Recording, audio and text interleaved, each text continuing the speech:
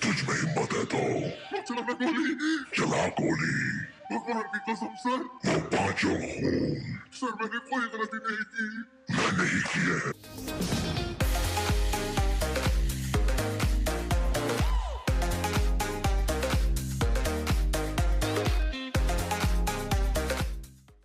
With the real hype and absolutely insane box office run, Leo is causing all the waves globally despite the mixed word of mouth from audiences and critics. The vital components that have often been discussed about the movie are the themes that Lokesh was attempting to explore, the exceptional performance by a star like Vijay, the detrimental effects that the second half had on the storytelling, and whether there are some hidden details that often get explored upon a second watch rather than at first glance. So I did precisely that before dropping the spoiler-filled talk video today, seeing Leo the second time. It made me appreciate certain aspects of the film, especially the first half and the poetry that Lokesh attempted regarding Parthi and his family, while I have to confess that even upon watching it the second time, I still stand by some of the issues the movie has with its second half, especially owing to the poorly fleshed out villains that developed no fear within me. So let's get into the film in chronological order and decipher several aspects of it, and don't hesitate to communicate how you feel about the topics discussed in the comments below as well.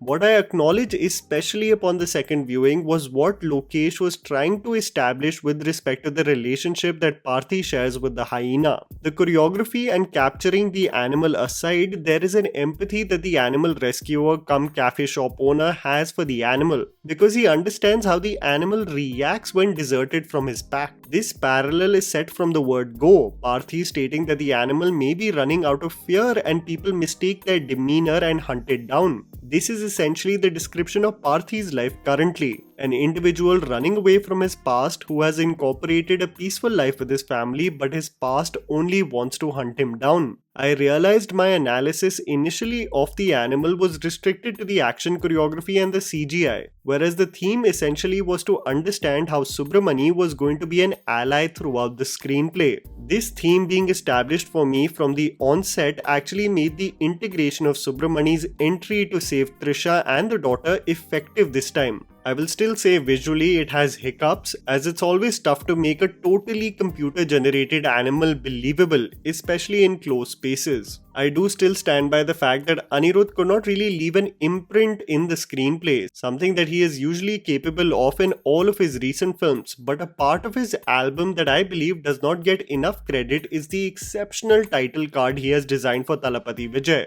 Vijay walking out of a crowd wanting anonymity of his heroic act with a slight glance behind camera, and the score representing the star that is loved and adored globally sets the ball rolling for the film. Loki is a DC fan, and you can see the influence in that title card. There is also a song that plays immediately after as Vijay dons the act of the cafe owner, titled The Ordinary Person, that essentially highlights his life today. This was something highlighted by Fahir on Twitter, who I follow, who pointed out the lyrics stating, "My life is in this town and I ain't going down. You think that I'm crazy, but I don't want the crown." This essentially is the entire film. So subtle, you initially just assume it to be a regular introduction song. I must say, when you look at the film holistically and just the poor nature with which Anthony Das and Harold Das were fleshed out, you start looking at the potential of possibly the most compelling villain, in the form of the psycho played by Sandy Master, who I believe was far more intimidating than any of the main villains. The attempt by the makers with the petty criminals is to showcase Parthi reaching his edge. The gang is basically a device to tease Leo for all of us. Hence the cafe robbery sequence and the patience of Parthi being put to the test of how long he can avoid violence. A sequence brilliantly captured, in my opinion, one of the best action set pieces of the film, as it goes from a playful moment shared with the daughter to avoid conflict by paying up cash to reaching the edge and causing absolute carnage. The bloody battle that ends with Parthi killing the gang is immediately met with Vijay absolutely breaking down as he revisits a side he always wanted to avoid. Brilliantly performed by the star, whose performance I honestly cannot stop raving about. Even upon the second viewing, I was in awe of the world building in the first half. The court case follows and the identity is revealed that Leo Das may still be alive. What the film beautifully establishes is Parthi's anxiety to protect his kin, knowing very well his identity and location has been compromised. The way he holds on to his children is cautious of his surroundings. It's almost like a carnivore waiting for the predators to attack. The market action sequence was so bloody and gory, and I wish the film carried on with the same gritty and unapologetic theme with its action as it progressed. When one is so fed up of the incessant attacks, Vijay's scream on the middle of the street was so palpable. Again, an actor who I said in my review really has given his heart and soul to this project. He honestly cannot be faulted. I also absolutely loved the interval block of the film. The crowd gathers, the frame comes out, the shattered glass and the ultimate reveal. I was really left with such a high at the interval, even upon second viewing. And yes, I still stand by the fact that the second half still lets down the film's quality as the Das characters are introduced. The forced LCU narrative that is actually being discussed on all online forums is debatable because I only felt the forced nature in the Climax rather than Napoleon's cameo. It doesn't take over the screenplay, has a good callback to the impressive Kaithi, and the frame of him holding his luggage ready to be the savior that protects Parthi's family was both humorous and clever too. As Sanjay Dutt enters the cafe and confronts Parthi about his identity, I did not feel a morsel of fear or intimidation. This is followed by another sequence where he kills people in public in front of Trisha, just warning her about her husband's past. There was something extremely monotone about both Sanjay Dutt's delivery and even the depiction of Anthony Das. This is the point where Trisha starts digging about Parthi's past and Gautam Menon interacts with D'Souza in jail, who has had a history with Leo. The flashback depiction can be best described as rushed and, more importantly, a missed opportunity. The opening action sequence of Leo Das doing the dirty work for the tobacco business just does not pack the punch to introduce a young Vijay. While the actor looks the part, has a spring in his step and looks no way close to his real age, the choreography is substandard and in portions comes across as gimmicky. This was shocking to me because the first half presented such exhilarating action set pieces. This just seemed to be from another universe in itself. What's sad for me is that Na Reddy still left me with conflicting thoughts because they really did butcher it in the edit, as they deemed it fit to focus on the revelations of the occult prophecy in several parts of the song. In my theatre, the crowd was jamming to the song in front of the screen and then would assume that it was over, so they would rush back to their seats only for the song to start again and carry on dancing back. Such a foot tapping and chest thumping song and Vijay dancing like a dream should have gone uninterrupted.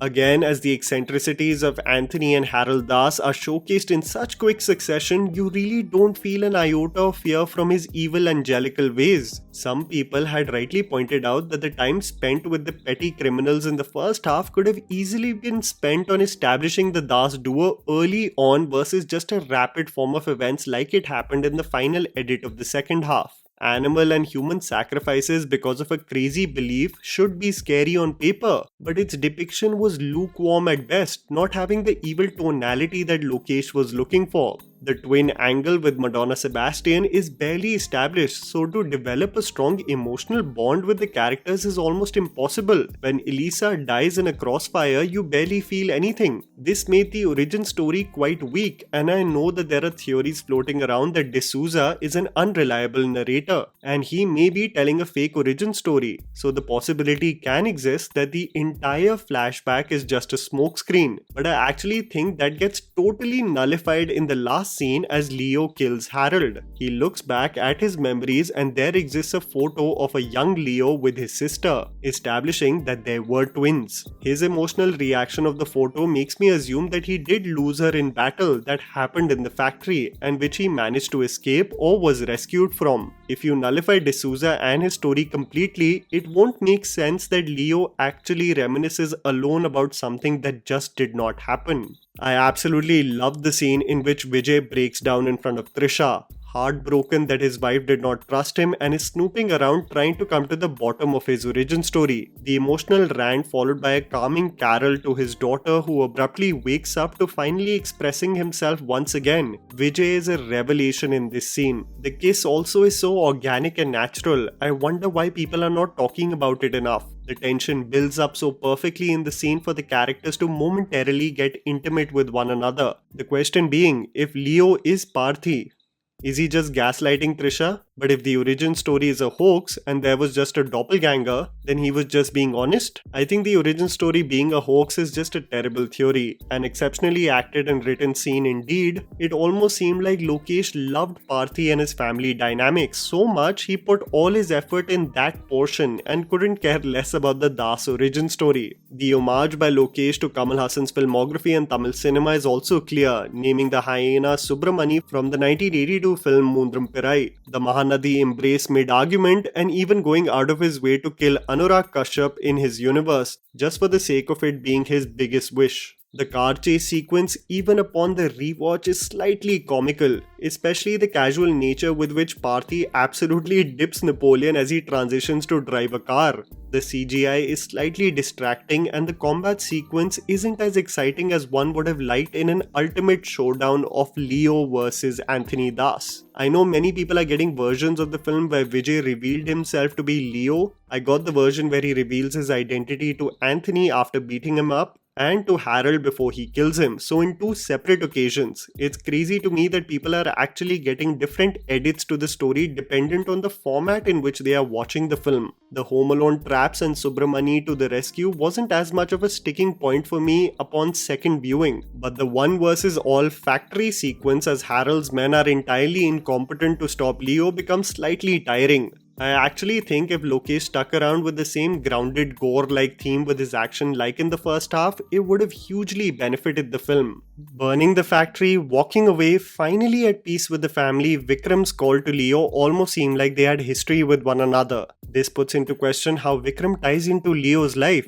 Did Vikram have a part in rescuing Leo from the burning tobacco factory? Did he always keep tabs on him due to his criminal past? Wasn't it funny also that Vikram and his crew, even in their hideout, have masks on? The possibilities of where it goes from here will be very interesting. But I again just wish that the Das duo and the origin story was handled better by Lokesh. Vijay really did give everything to this role and the expectations were soaring high after Vikram. And the second half does deteriorate the brilliant momentum set by the first half. One still waits in careful anticipation. And that was the video, guys. Write down your spoiler-filled talks in the comments below. And what do you think are some hidden theories that are not being discussed? Please don't forget to follow me on Instagram. The handle's right in front of you. Follow me at JammyPants4. Also, please support us by smashing the like button and subscribing to our channel for weekly content ahead.